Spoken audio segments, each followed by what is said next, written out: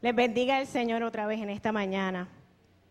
Separamos este espacio para pedirle a la niñez, a los niños y las niñas, que estén en el templo, que pueden pasar a sus salones, a sus maestras también, para recibir la escuela bíblica, de manera que puedan recibirla de acuerdo a sus edades.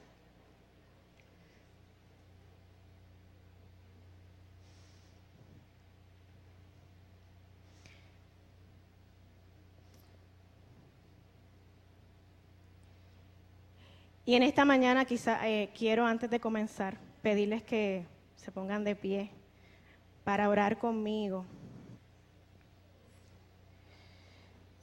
para poder presentarnos delante de Él en esta hora. Señor y Dios nuestro, gracias por tu presencia poderosa en nuestras vidas en todo momento. Gracias porque desde que abrimos nuestros ojos en esta mañana, recibimos nuevas misericordias tuyas. Padre, en esta hora nos presentamos delante de ti, en estos momentos de proclamación de tu palabra. Padre, aquí te traigo mis panes y te traigo mis peces para que seas tú, una vez más haciendo milagro de multiplicación de todo aquello que a mí me falte. Y Señor, quita de mí todo aquello que pueda impedir el mensaje que tú tienes para tu pueblo amado. Todo esto te lo pido, reconociendo que toda la gloria es solo para ti. En el nombre de Jesús. Amén. Pueden sentarse.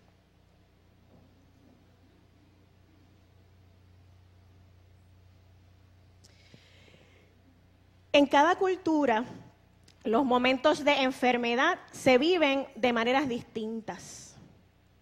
Hay culturas, por ejemplo, que viven los procesos de enfermedad como un hecho meramente biológico, donde las células de algún órgano del cuerpo están siendo atacadas, o se han dañado, o simplemente han dejado de funcionar como se supone, y el sistema se afecta.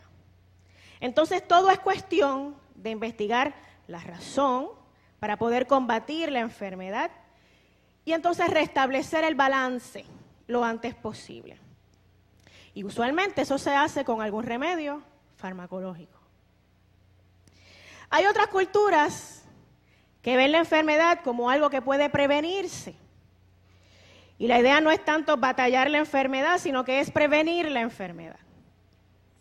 Y eso hace que haya mucho más educación en torno a la prevención y medidas para obligar a la gente a hacerse ciertos exámenes cada cierto tiempo para determinar de manera temprana cualquier cosita que esté rara.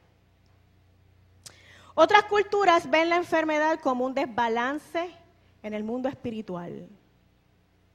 Entonces hay que buscar qué ideas, qué pensamientos o qué anhelos propios, o sea, de la persona enferma o de alguna otra persona cercana, puedan estar atrayendo determinada enfermedad.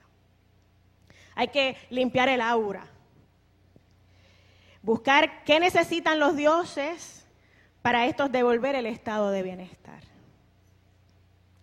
O quizás hay que buscar qué cosa mala va a suceder en alguna familia o en alguna comunidad, y entonces se ve la enfermedad como un aviso, como un presagio de que algo malo viene, para que haya tiempo para prepararse. Y si es que prepararse si es que es inevitable. Y si es algo que se puede evitar, pues entonces la enfermedad es el aviso para que se haga lo propio, para que el evento terrible no suceda.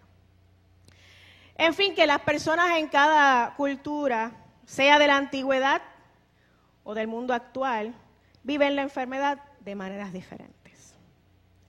Y ni hablar si hay desigualdades económicas y el acceso a los servicios de salud.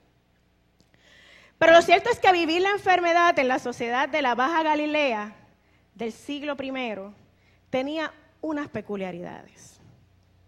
Las personas enfermas en esta sociedad en particular se diferenciaban en tres categorías o en tres zonas corporales.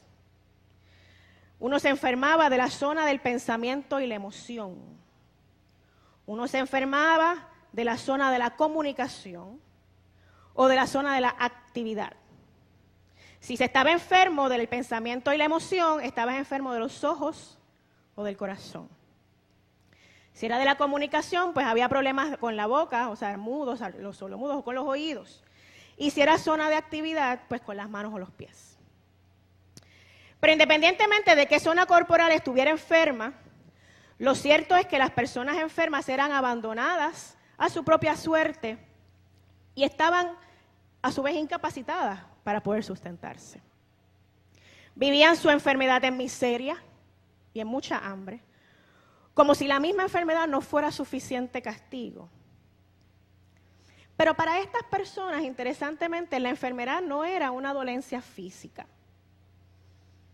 Era más bien una incapacidad para vivir como los otros hijos e hijas de Dios. En vez de verlo como algo que afecta a mi cuerpo, era verlo como algo que me impide participar de la sociedad. Curarse entonces no es un asunto de sentirse físicamente mejor necesariamente, era un asunto de lograr el disfrutar de una vida más plena, como las personas sanas lo podían hacer. Estar enfermo o enferma era señal de que Dios, como creador de la vida, les abandonaba. Dios les quitaba el aliento de la vida, ese soplo de vida que habla la Biblia que Dios dio al crear al ser humano, con la enfermedad era quitado. Así esa sociedad veía la enfermedad. Una persona ciega o sorda no era respetable porque quien no ve ni oye no puede practicar la ley. Así que con todo eso en mente, nos acercamos al texto de Lucas, que estamos viendo hoy, nos ubica en Jericó, un pueblo muy próspero, un pueblo con un muy buen clima, muy cerca del Mar Muerto y unas excelentes condiciones para el comercio. Por lo tanto, podríamos pensar que después de todo, un ciego, ubicarse en un lugar como Jericó era un buen lugar para pedir, porque había más probabilidades de que alguien pudiera tirarle con algo, como diríamos acá. Sin embargo, el rechazo que recibía era enorme. Su ceguera no le permitía captar la vida de su entorno, pero para quienes rodeaban a este ciego, él tenía cerrado el paso por el que se accedía al interior de la persona. Este ciego no podía tener contacto con su realidad. No podía contemplar los rostros de quienes pasaran por su lado o de los montes que le rodearan. Su ceguera, de acuerdo a la mentalidad de la época, le hacía imposible pensar con lucidez, valorar las cosas, y hasta le hacía imposible amar a una persona.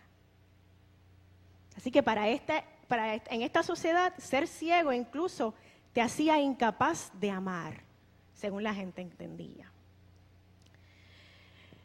Estar ciego entonces quería decir que no eras capaz de amar ni de ser amado. Por eso, para cada publicano, sacerdote, hombre, mujer, comerciante, fariseo, cualquier persona que pasara por allí, para toda persona que pasara por el lado de aquel ciego, este estaba enfermo de la zona del pensamiento o de la emoción. Y esa era razón suficiente para verlo como una amenaza. Por culpa de aquel ciego, el pueblo santo de Dios estaba en peligro. Por eso no podían estar en el templo las personas ciegas. No podían estar en Jerusalén, que era la ciudad santa. Se tenían que conformar por estar en el camino, como dice el texto.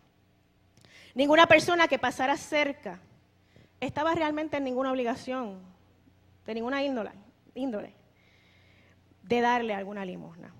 Así que si querían, le tiraban con algo. A pesar de todo eso que les he explicado, la llegada de Jesús hace que del corazón supuestamente incapaz de sentir o de amar, naciera un grito de misericordia. Y es que tenemos a un personaje que en el Evangelio de Lucas no menciona nombre, pero en el Evangelio de Marcos nos dice que es Bartimeo. Y Bartimeo tampoco es un nombre, es hijo de Timeo. Ante la conmoción que empieza a escuchar, empieza a preguntar qué está pasando. Y cuando le dicen que está aquí Jesús de Nazaret, entonces un grito de misericordia sale de sus entrañas. Aquel ciego entonces busca las fuerzas en lo más profundo de su ser para gritar. Un grito de misericordia que buscaba callar las voces que le reprendían. Un grito de misericordia que buscaba que Jesús le escuchara aún en la distancia, porque al ser ciego no sabe cuán lejos está de él. Un grito de misericordia que reconocía que aunque otros le estuvieran desanimando, aquel hijo de David le podía entender. Entonces su grito se volvía aún más fuerte. Mientras más le regañaban, le patearan, más fuerte gritaba. Aquel era un grito desgarrador de misericordia y mucha desesperación, pues aquella podía ser su única y su última oportunidad de tener un encuentro transformador, de poder marcar el comienzo de una vida nueva. Y son muchos los momentos en nuestra vida en que hombres y mujeres, ancianos, ancianas, jóvenes, elevamos un grito de misericordia a Dios. A veces es en la soledad, a veces es rodeados de las personas y quizás de manera más silente, un grito profundo, pero de manera silente, que dentro del corazón se hace muy fuerte. Y decimos: Jesús, Hijo de David, ten misericordia de mí. A veces nos encontramos en un profundo estado de indiferencia, sin ningún tipo de inspiración y hasta llenos o llenas de cinismo. Y ese es el momento perfecto para también decir: Jesús, Hijo de David, ten misericordia de mí. O quizás en ocasiones la tormenta nos abate por todos los lados. La enfermedad, la escasez, relaciones rotas, todo a la vez. Parecería ser que Dios se ha olvidado de nosotros. O la situación actual de Puerto Rico. Pocos profesionales, poco trabajo, una profunda crisis económica, unas próximas elecciones que no parecen ser ni alentadoras. Y decimos: Jesús, Hijo de David, ten misericordia de Puerto Rico. Creo que ese grito es definitorio. Es abrirse, a pesar de lo que nosotros nos podamos ver o podamos escuchar, el maltrato que podamos recibir, es abrirse a la posibilidad de curar, de sanar nuestra vida, de sanar nuestra visión, nuestra mente, nuestro corazón. Ante aquel grito de misericordia, Jesús se detiene. Y como si el detenerse no fuera suficiente prueba, porque Jesús pudo haberse hecho del oído largo, por decir así, o de la vista larga. Pero se detiene.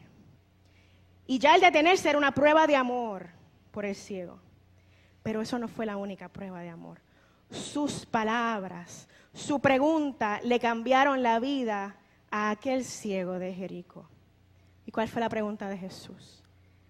¿Qué quieres que yo haga por ti?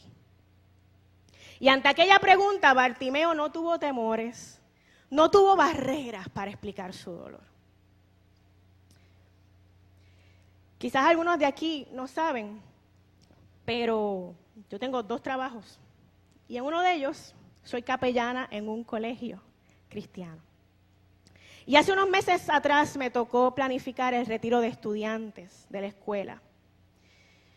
Como capellana, estoy a cargo de todo lo que sea educación cristiana, de todo lo que sea la vida espiritual en la comunidad escolar, tanto de padres, de madres, maestros, maestras, personal no docente, estudiantes.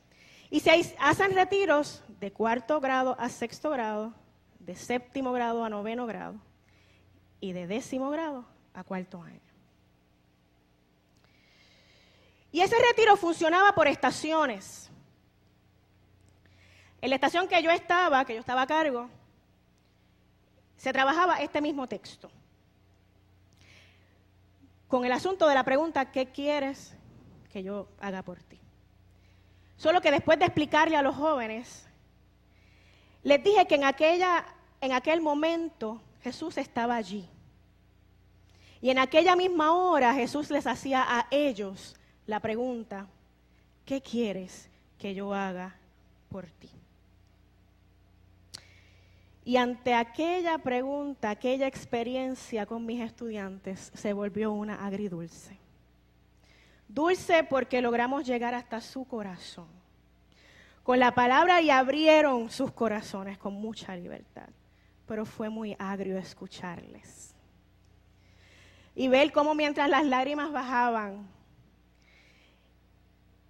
decir que sane a mi mamá de cáncer. O decir que mis papás puedan conseguir trabajo porque ya nos cortaron la luz y no sé cuánto tiempo más mis abuelos nos puedan ayudar. O decir que mis papás puedan hablar porque ya yo no puedo vivir más entre peleas. O decir que mi mamá regrese al hogar porque un día llegué de la escuela y mi mamá se había ido con su novio. Y siempre estoy solo en mi casa. Se me rompió el corazón a mí también. Por eso es que fue una experiencia agridulce. Cuánto dolor viven nuestros jóvenes. En vez de poder concentrarse solo en sus estudios, en prepararse, tienen que también asumir responsabilidades para las que su edad no les ha capacitado todavía. Pero volviendo al texto, ante la pregunta de Jesús, el ciego de Jericó contestó pidiendo recobrar la vista. Jesús le sana y a partir de ahí entonces dice el texto que Bartimeo decidió seguir a Jesús. ¿Y qué querrá decir seguir a Jesús? ¿Cómo entonces iba a ser la relación de Bartimeo con Jesús a partir de aquel día? Porque ya con esa sanidad se marcaba un antes y un después. O mejor aún, ¿cómo desde aquel día fue la vida de Bartimeo? Porque no sabemos si Bartimeo lo siguió por unos días o por unos meses o hasta morir. No lo sabemos. En sus comienzos, el cristianismo se le conocía como el camino. Más que entrar a una nueva religión, hacerse cristiano era encontrar el camino. Era encontrar esa vía acertada de la vida, caminando tras las huellas de Jesús. Ser cristiano significaba renunciar a cualquier seguridad, como cuando Bartimeo soltó su capa. Esa era su única seguridad. Pero seguir a Jesús implicaba soltar su capa. Ser cristiano significaba asumir rupturas necesarias quizás, porque en aquella sociedad por mucho tiempo se persiguió a los cristianos. Así que volverse cristiano significaba romper relaciones. En aquella época, seguir a Jesús significaba no tener ninguna seguridad de bienestar, ni escalar en estrata social, o adquirir dinero o poder. Todo lo contrario, a Jesús lo crucificaron. Así que volverse al camino no necesariamente era alentador en términos de la sociedad. Significaba dejar atrás para dedicarse a la misión de Jesús de restaurar la vida, a la misión de devolver vida, de devolver amor a quienes hubieran sido quebrados, hubieran sido marginados, desamados y confiar en el futuro que Él prometiera. Seguir a Jesús significa hacer camino, moverse, vivir como Jesús. humildemente, pero auténticamente. Y en tiempos de crisis, como los que vive nuestro Puerto Rico, es grande la tentación de buscar seguridad. Es grande la tentación de buscar confort, que no haya mucho cambio.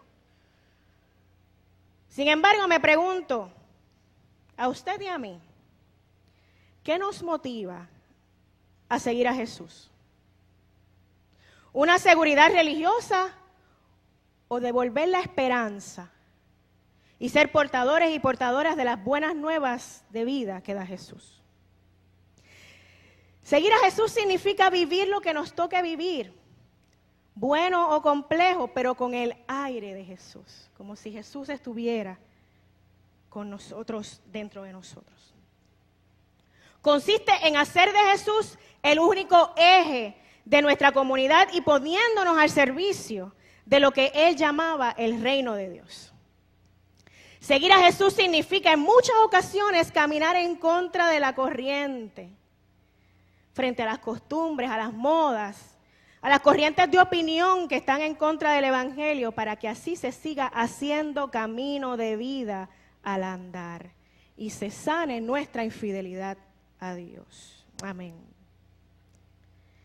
Si seguir a Jesús implica tanto, es porque seguir a Jesús ciertamente no es seguir a cualquier persona, o a cualquier ideal, o a cualquier constructo social.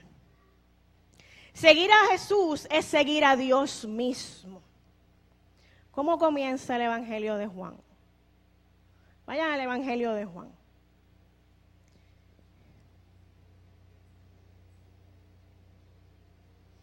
El Evangelio de Juan, capítulo 1. Y vamos a empezar en el verso 1. Yo voy a leer la Nueva Traducción Viviente, pero usted me puede seguir si tiene otra versión. En el principio, la palabra o el verbo ya existía. La palabra estaba con Dios y la palabra era Dios. El que es la palabra existía en el principio con Dios. Dios creó todas las cosas por medio de Él y nada fue creado sin Él. La palabra o el verbo, verso 4, le dio vida a todo lo creado y su vida trajo luz a todos y a todas. La luz brilla en la oscuridad y la oscuridad jamás podrá apagarla. Juan se refiere a Jesús como el verbo o la palabra. Y en ese verso 1 leímos, en el principio ya existía el verbo, y el verbo estaba con Dios, y el verbo era Dios. ¿Y cuál es el significado de esa referencia a Jesús como el verbo o la palabra? En la cultura y la filosofía griega, el verbo o el logos se refería al puente, debo decir, entre el universo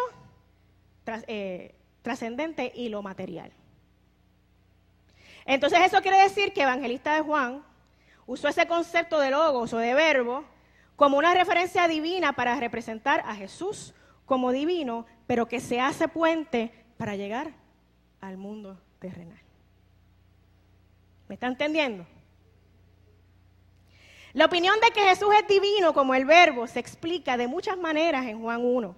En el primer verso, Jesús es llamado Dios con la frase y el verbo era Dios. O sea, la palabra Jesús era Dios. Luego en el verso 2, Juan señala que Jesús estaba con Dios en el principio. Además de ser Dios, Juan llama a este verbo, a esta palabra, eterno. Así que estaba desde el principio. En el versículo 3 leemos, por medio de Él todas las cosas fueron creadas. Sin Él, nada de lo creado llegó a existir. O sea que Jesús, que la palabra o el verbo, se presenta como el creador de todas las cosas. Y en el versículo 4, Jesús se describe como la fuente de la vida. En Él estaba la vida y la vida era la luz de la humanidad. Así que Jesús, la palabra, verbo, todo es lo mismo. Entonces, después de comentar más sobre Jesús como la vida y como la luz, un poquito más abajo en ese capítulo 1, en el versículo 14, se informa, ¿verdad?, los que leemos, que el Verbo, Jesús, Dios divino, creó todas las cosas y la vida misma. Vino y vivió entre los hombres y las mujeres. Juan testificó personalmente que había visto la gloria de Jesús. Le llamó el Hijo único del Padre, por eso Juan 3:16. Y dijo que Jesús estaba lleno de gracia y de verdad. Y el evangelista concluye esta sección, en capítulo 1, 17 y 18, con el comentario de que nadie ha visto a Dios, pero que Dios se hizo visible a través de Jesús. Me parece que el énfasis general de llamar a Jesús el Verbo o la palabra en estos versículos es para destacar los papeles de Jesús siendo divino y siendo humano. A lo largo del Evangelio de Juan, estos temas figuran con frecuencia y se hace hincapié constante de Jesús como el Hijo de Dios, el divino Verbo o la palabra que también vivió en la tierra. El uso de logos, de palabra, de verbo, en referencia a Jesús, quizás sí es un poco confuso para algunos, pero cuando se entiende bien, echa las bases para el Evangelio de Juan. Presenta a Jesús desde el principio como Dios creador, el que da la vida, que vino a la tierra para vivir entre la humanidad.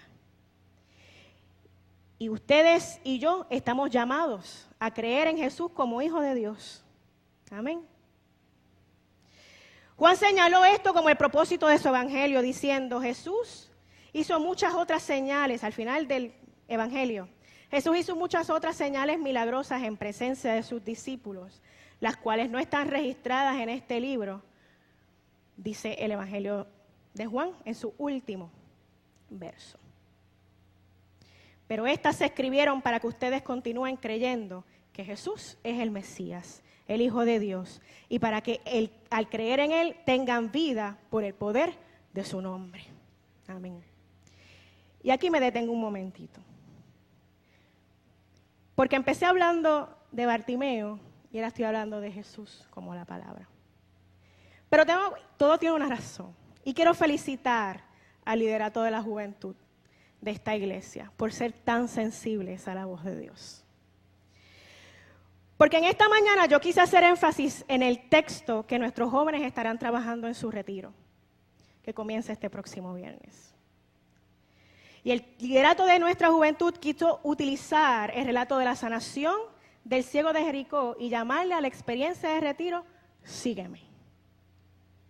Y así guiar a la juventud, a nuestra juventud, a toda la juventud que allí se congregue, a que participe ciertamente de esta experiencia, puedan tener una experiencia transformadora con Jesús y a su vez anhelen seguirle. Sin embargo, aunque estén en términos históricos bien lejos, el espíritu es el mismo, diría nuestra pastora. Ya dije que el tema del retiro era sígueme, con la historia de Bartimeo. Pero ¿cuál es el tema del mes? ¿Con qué limpiará el joven su camino? Con guardar la palabra. ¿Con qué limpiará el joven su camino? Y el tema del mes está basado en el Salmo 119, verso 9, donde el salmista, ante esa pregunta de con qué limpiará el joven su camino, se contesta con guardar tu palabra. Y ya he hablado de Jesús como la palabra. Pero antes de seguir, les digo rapidito que ese Salmo 119, está arreglado en un acróstico. Hay 22 letras en el alfabeto hebreo. Y ese Salmo contiene 22 unidades, de 8 versículos cada uno. Y cada una de esas 22 secciones lleva una de las letras del alfabeto. Entonces todas las líneas tienen que comenzar con esa letra. Y este salmo en particular glorifica a Dios y a su palabra. Y menciona la escritura una y otra vez, de maneras distintas. A veces dice los estatutos, a veces dice los mandamientos, a veces dice tus pensamientos, a veces dice tu palabra, a veces dice tu ley. Pero lo cierto es que lo dice de muchas maneras. Y ciertamente es notable cuán seguido habla de la revelación escrita de Dios, de su palabra. De hecho, se menciona casi en todos los versos. En esta sección sigue el acróstico, donde está el verso nuevo, con la segunda letra, con la letra Bet, que quiere decir pureza de vida y meditación en la palabra de Dios, pero la cual también significa una casa. Y algunos han sugerido que esta sección habla de cómo hacer de nuestro corazón un hogar para la palabra de Dios.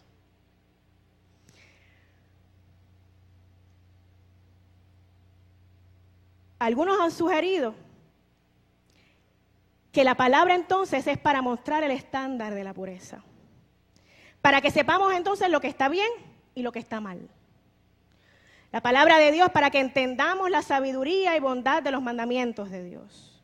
Palabra de Dios que anima, palabra de Dios que restaura, palabra de Dios que refugia, que sana, que guía, que nos muestra cómo nacer de nuevo para que nuestro ser interior pueda ser transformado tras el patrón de pureza definitiva. Pero el patrón de pureza definitiva es Cristo Jesús. Así que la palabra de Dios es Jesús mismo. Entonces, ¿con qué limpiará el joven su camino? Yo diría, con seguir los pasos, el modelaje, el ejemplo de la palabra, que es Cristo Jesús, Señor nuestro. Amén. ¿Con qué limpiará el joven su camino? Con entender que cada vez que nos encontramos con las palabras de Jesús, con los gestos de Jesús, con su vida entera, estamos teniendo un encuentro con Dios mismo, con el Dios Emmanuel que mira a las personas con amor, a todas las personas las mira con amor. Al Dios Emmanuel que cura, al Dios Emmanuel que acoge, que defiende, que cada vez que nos encontramos con las palabras de Jesús, nos encontramos con el Dios que ama, con el Dios que perdona y que limpia a toda persona que en Él cree. Porque dice, de tal manera amó Dios al mundo, que ha dado a su Hijo unigénito para que todo aquel que en Él cree no se pierda, mas tenga vida eterna. ¿Que con qué limpiará el joven su camino? Con sintonizarse o sintonizarnos con el plan de la palabra para construir un mundo nuevo, más liberado y más justo para quienes viven a los márgenes de la sociedad de manera que haya más armonía. ¿Con qué limpiará el joven su camino? Con dejar que la palabra interpele mi corazón y yo pueda sincerarme conmigo misma, pueda mostrar mi vulnerabilidad y me abra a una experiencia transformadora que Jesús me puede brindar. Amén. Les mencioné ahorita que el retiro que hice con los jóvenes de la escuela en la que trabajo era por estaciones. Pero a propósito no les dije lo que les voy a decir ahora. El retiro se llamaba Sobrevivientes. Se simulaba que debían vivir a la intemperie por 3 días. Y cada estación que debían visitar era para obtener las cosas que necesitarían para sobrevivir. Había una estación de fuego, había una estación de agua, había una estación de alimento, de refugio y etcétera. Eran 7 estaciones. La última estación era la estación de Bartimeo, con su pregunta de ¿qué quieres que haga por ti? Esa era la estación del plan. Porque realmente, ante las dificultades de la vida, nos toca hacer lo propio. Señor, Hijo de David, ten misericordia de mí. Para entonces decidir, caminar y seguir el plan trazado por aquel que nos amó hasta la cruz. No es nuestro plan, es su plan. Así que se trata de tener encuentros transformadores, de devolvernos a la vida con Cristo Jesús y seguirle. Y al seguirle, entonces limpiar nuestro camino, porque guardaremos su palabra, siempre siguiendo el plan que Él nos haya trazado. Que el Señor les bendiga rica y abundantemente. Les pido que se pongan en pie para entonces cantar